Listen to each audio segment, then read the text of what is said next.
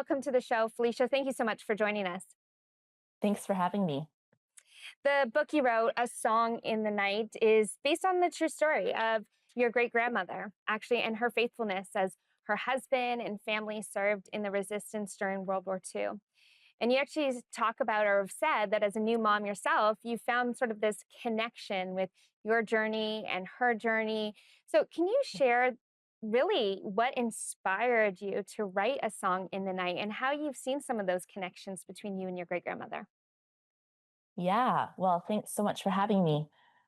Well, I can't relate to going through war. That's what my great grandmother went through. I can relate to struggling with anxiety.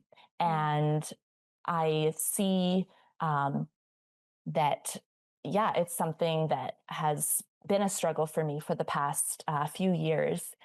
And I have, a wonderful life. I'm married to a wonderful man. I have two beautiful children. I live in a lovely place in British Columbia. But yeah, anxiety has been a struggle for me.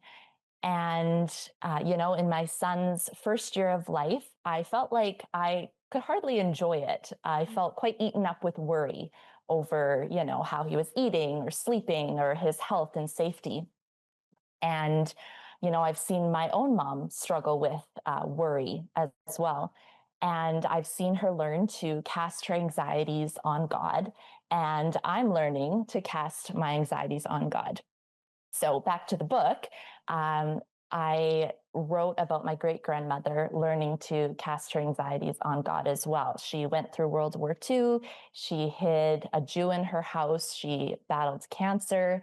And yeah, the reason I actually decided to write this book was my own mom suggesting it.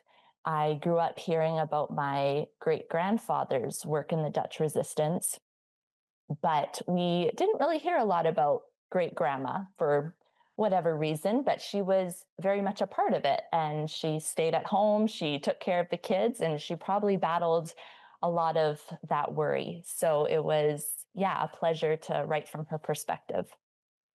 I love that. Like you made a good point, right? We hear a lot about those who were in the war and what they did, and we honor their sacrifices and what we did. And there were many at Mhm. home who were supporting that, who were really holding together the family. And I love that you sort of take us through her whole life as well in the book. But as you mentioned, Yes. she faced cancer. She raised three children alone. She hid people during the war.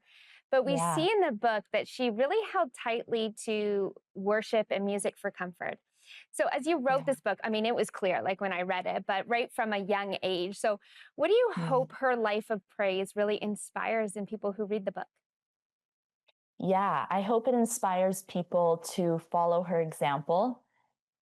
We all face hard times, whatever that would look like, and we can go to God in those hard times. I know for me, worship music and actually the Psalms in the Bible have been really powerful tools. And we see that in Betsy's story as well. I remember when I was pregnant with my son, I I remember one day just feeling so inadequate. Like how I wondered how could I be a mom when I felt like I had nothing to give. And I remember someone had suggested this to me and I turned on a worship song and I held it to my growing belly and I just let it play and I felt like that was all I had to give.